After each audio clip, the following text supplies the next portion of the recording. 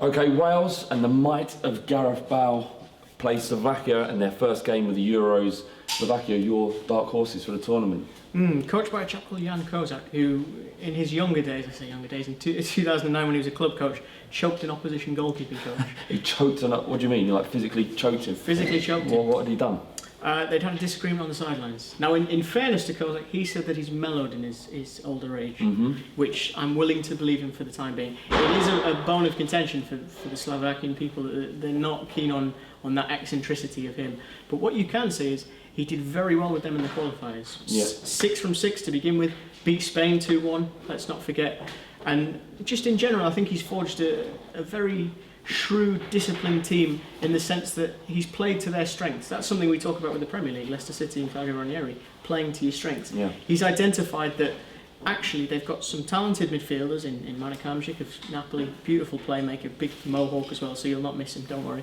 And Jan Kuka, who's 6'1", big physical, can kind of just sit behind Hamsik and do a bit of the dirty work essentially, and carry the piano while Hamsik plays it, so to speak. And then in front of them you've got the likes of Vladimir Weiss, who was at Man City, you've got Mino Stock, who was at Chelsea and now plays in Turkey. And then you've got Robert Mack as well, a very young, fast, who again started out at Manchester City, now playing in Greece.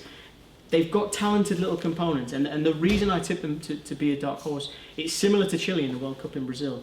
There's players that not everybody knows about, and admittedly, I'm sure England will have done their due diligence, Wales the same, because it's modern football, you'd be mad not to.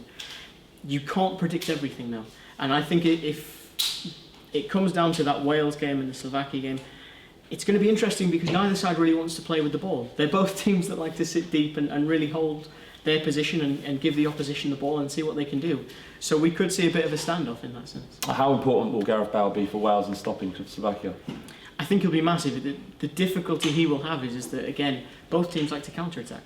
And when there's not a great deal of space, as wonderfully talented as Gareth is, I'm sure you could eulogise it in yourself for a couple of minutes, you've got to think maybe he's going to be limited to shots from distance, maybe free kicks. And when you condense your action into those finite moments, you put a lot of pressure on a man who, in fairness, is already the hopes of a nation.